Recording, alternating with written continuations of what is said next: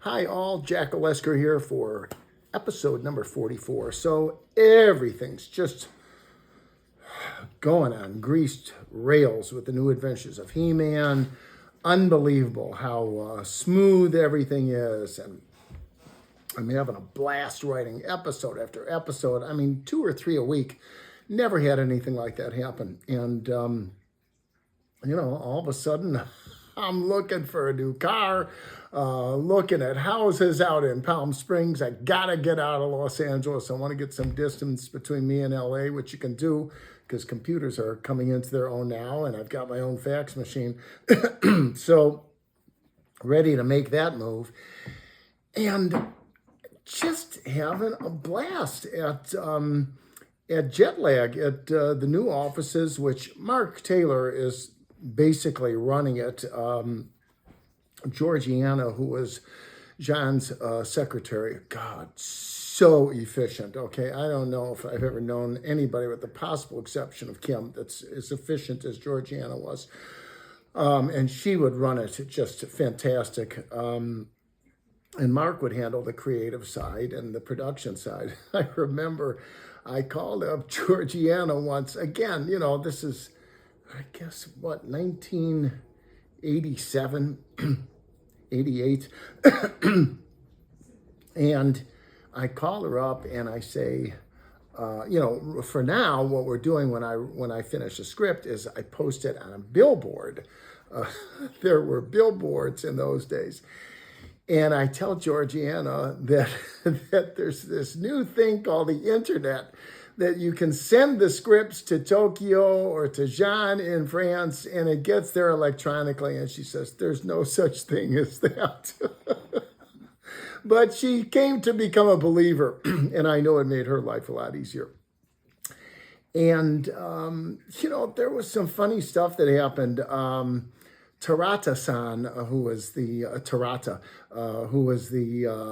head director and artist, excuse me, for KKC&D, he'd come in every once in a while, and we'd go over the stories. And he didn't speak English; I didn't speak Japanese, and he'd always bring in just a drop-dead gorgeous young Japanese interpreter for him, and this one time he comes in and we're going over storyboards. Sorry, I've got a cough here today. And we're going over storyboards, and I say, well, I'm not crazy about this here. Maybe we should move this over here. And I kind of draw a little bit over here and draw a little bit over here. I said, maybe we'll make He-Man walk a little closer to Skeletor. And he says something to his assistant in Japanese, and she was like really demure, and she goes, oh, like that. I said, what is it? I said, what's so funny? She said, oh, nothing, Mr. Olesker. I said, no. I said, you got to tell me what's going on. You can't just have a laugh after I'm doing some drawings here. You got to tell me what did Tarata-san say. And she says, let me think how to say this in English. And she's quiet for a second. She says, Tarata-san say, don't quit your day job. and he was, I cracked up. He was 100% right. I have trouble drawing stick men, okay? Which is why I so respect anybody that has that talent, that artistic talent, like the lady sitting on the other side of this camera does. But I certainly don't. I write, okay, that's great. I sing in the shower, and that's about it. And, just everything, it was like a veil lifted. New car, going down to Palm Springs, house hunting and everything. And okay, all that's great, but I don't want you to forget that 6 months or 8 months before that, I was pushing a shopping cart from my rented apartment to Ralph's grocery store because my BMW had been repossessed, okay? So it's not like I've been living this way a long time. I guess I was living that way for a long time, but that's the thing about this business. It's woo, woo, woo, and boy, I've always felt when you're up, man, you better enjoy it, because the time's going to come when your Kim's nodding. The time's going to come when you got to tighten the belt, and at least you'll have nice memories to look back upon. So believe me, I really, really enjoyed it.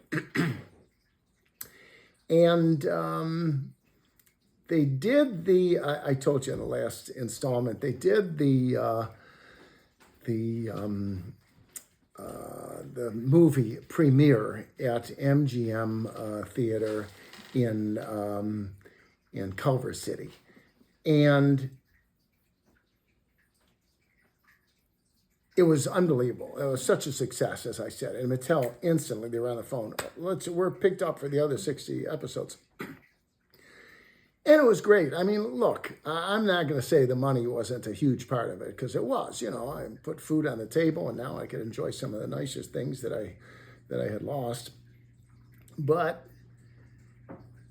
to go to that theater, to see 1,500 screaming kids, and they're throwing popcorn all over the place, and Mark Taylor's introducing me to them, I flashed back decades ago when my first novel, No Place Like Home, right over here, ooh, he said, reaching, go Gadget Arms. Look at this guy. Oh my God. He's a looker. He's a looker. He is a looker. Good thing that's not how I looked when you met me. It would have been a very different outcome. It would have been a whole different. You wouldn't have approached me. That's right. And it was $6.95. I think now books are like $25. My mother used to go into Crocs and Brentano's bookstore in Chicago on Wabash under the L tracks, and she would bring in two baskets with my books in them. And one day the manager came up to her and he said, Mrs. Olesker, you got to stop adding books to our supply. You got to stop moving your son's books into a pyramid, okay? We like that you're enthusiastic, but you got to stop doing this. I think she single-handedly put me on the bestseller list, which was, of course, very exciting. But I'll tell you what was really exciting. No Place Like Home had come out. I got great reviews on it. My gosh, they were just fabulous, stunning reviews. Oh my God, let me reach back a couple years and read you from The Siege of Superport. It says, from the reviews of No Place Like Home by J. Bradford Olesker, I told you that was my pretentious days. An excellent little thriller, smoothly told, chilling and ingenious, Publishers Weekly. A novel of chilling suspense, Olesker craftily strings out the suspense, the Washington Post book world, an unusual and an exciting mystery thriller book list, a taut suspense tale, an excellent thriller, Chicago Daily News. So I'm like, a big fish in a fairly big pond. Chicago isn't, podunk, no derisiveness to podunk. But, it was big. I mean, I had articles written about me. Irv Kupcinet was a big writer in those days, and he wrote about me, and the movie was going to get made. But the best thing, the book had come out, and it was pretty successful. Hits the bestseller list. And I go into Brentano's. And in those days, I wasn't as, to be kind, let's just say outgoing as I am now. I see you smiling. And I go into Brentano's and I'm standing behind a pillar and I look at my books on one of the bookshelves in the bookstore. And this little old lady comes over and she picks up No Place Like Home off of the bookshelf. She reads the blurb. She looks at the inside, at the back of the blurb, and she goes over to the cashier with my book, and she pays $6.95 for my book. I thought I was going to die, okay? If there's a hell, I thought I'm surely going to it because I've got heaven on earth, baby. And then I went into a long period of solitude. And as a writer, as I said before, it's a solitary existence. I'm in front of this computer 8, 10, sometimes 12 or more hours a day. I'm not doing these vlogs because Kim and I are going to be able to, buy a villa in the south of France from what we're making on this. What we're making on is nothing, okay? But we're having a lot of fun. And for me, it's an opportunity to interact with my fans. And I didn't have that for so long, and I was writing novels. And when you're writing novels, you're really in the darkness. So fortunately, I moved into writing for television. And when I started writing for TV, I was interacting with the writers and the people at DIC. And that's Jack's tip for you today, okay? If you're a writer, make sure that you don't get caught up in the solitude of it. Solitude's a great thing, okay? I mean, Kim goes to bed much earlier than me because she's up at, 5:30 in the morning. She's on her Echelon bike pounding out the miles, and then she drives into her office where she's president and CEO of a chamber in Northwest Indiana. So she's up much earlier than I am. I'm up much later, and I'm a night dog, okay? And I'll be writing at 1, 2 o'clock in the morning sometimes. Sometimes I'll be upstairs. I'll be watching some old movie like Casablanca or Patton, and boom, all of a sudden something hits me, and I'm downstairs, and I came upstairs the other day, and Kim was kind of like a little groggy. It was about 2 o'clock in the morning, and she said, "What happened? And why'd you go downstairs?" I said, "I thought, I just had to send this follow-up email to this guy at one of the places, a new agent that I'm soliciting, and I realized I had neglected to CC the email to his assistant. So I said I had to go downstairs at 2 o'clock and send it out to him. I wanted him to get it the first thing in the morning. So I'm a night dog.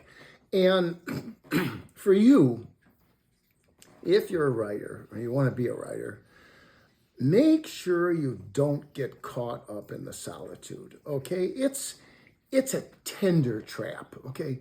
Every day, I come down here.